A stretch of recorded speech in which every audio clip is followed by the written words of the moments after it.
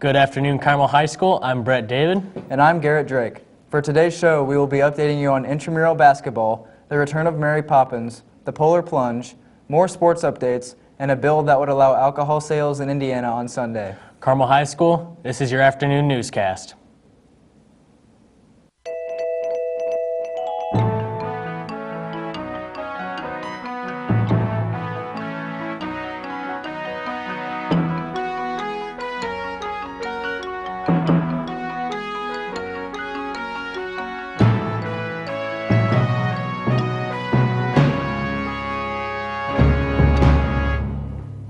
Last weekend at Eagle Creek in Indianapolis, 500 people made the decision to jump right into the freezing cold water.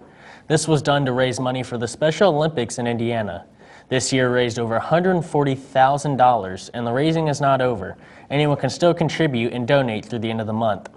And other local news, the Children's Museum of Indianapolis is opening up a $24.5 million outdoor attraction later this month. This experience is going to be sponsored by St. Vincent's Sports Performance and is going to include 12 outdoor and 3 indoor exhibits that all include a variety of activities from different sports. The museum is hoping that this new 7.5-acre expansion will attract more visitors during the warmer months of the year. This exhibit is set to open to the public on March 17th of this year. In other news, last night was the scene for the 90th Academy Awards. It was a very good night, especially with Jimmy Kimmel hosting. But one of the most notable headlines is that Kobe Bryant added another trophy to his case. The former Los Angeles Laker won the Oscar for the Best Animated Short. Bryant, who wrote the poem that was used to announce his retirement from the NBA and was the focus of the film, said that basketball players were supposed to, quote, "shut up and dribble, but I am glad that we could do more than that," end quote. Kobe then thanked his wife and kids and left the stage, most likely still in shock. Bryant helped show America that it is never too late to begin an acting career. Now let's send it over to Shahir with another news update. Thank you, Garrett. Good afternoon, Carmel High School. This is Shahir Jamal with your news update. In recent local news, yesterday, for the first time in 80 years, residents of Indiana were able to purchase liquor on a Sunday. Indiana Governor Eric Holcomb signed a bill which permits alcohol sales on Sundays from noon to 8 p.m. last week. Holcomb himself was seen purchasing alcohol on Sunday, posting on Twitter, quote, "It's noon. Excited to be checking out at Goose the Market with my hashtag Sunday sales," end quote. The move comes after years of lobbying on behalf of the stores that have been wanting to sell alcohol on Sundays. The passing of this bill could signal a shift away from the more conservative policies of governors such as Mike Pence towards less restrictive legislation. Thank you, Carmel. That's all I have for you today. This has been Shahir Jamal with your CHTV News Update. Now back to Brett. Thank you, Shahir. The Big Ten tournament wrapped up this weekend in New York City.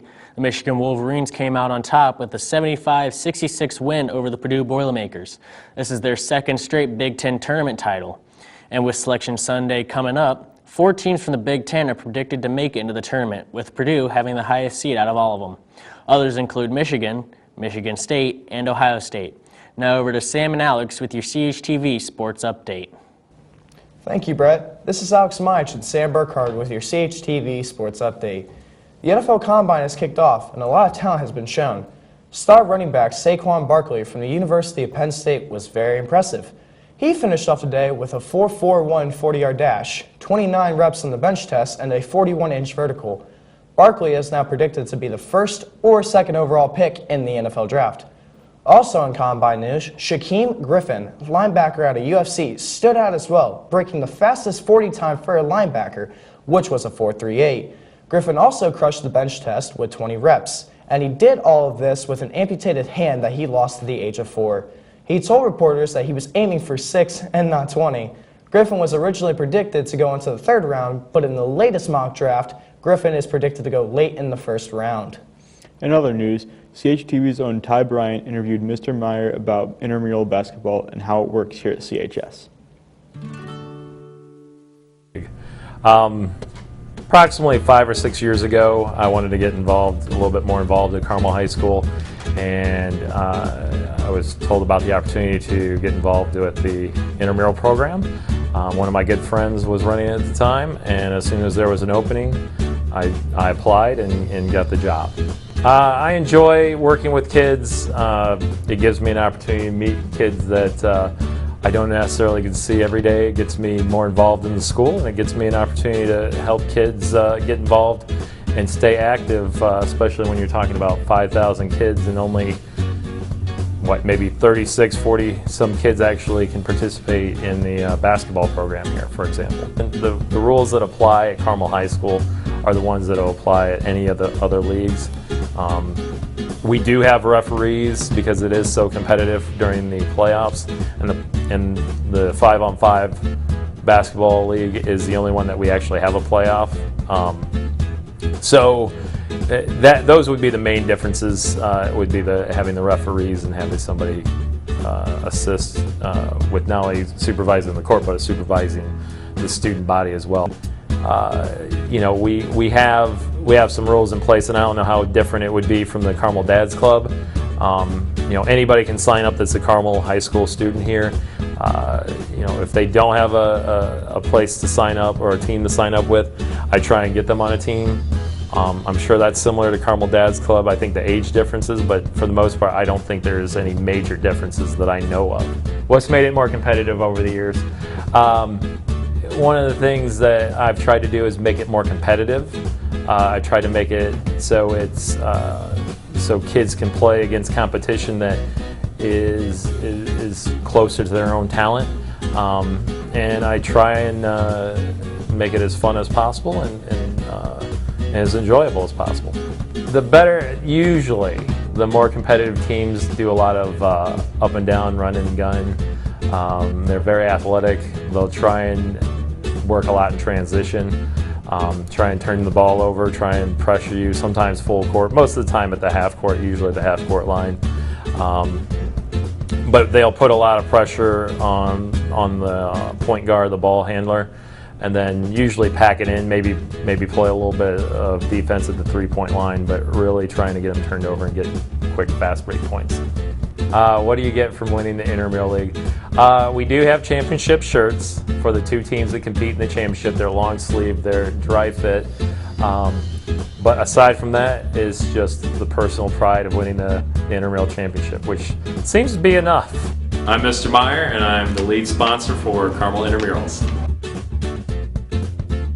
This is Sam Burkhardt and Alex Amich. Now back to Garrett. Thank you, Sam.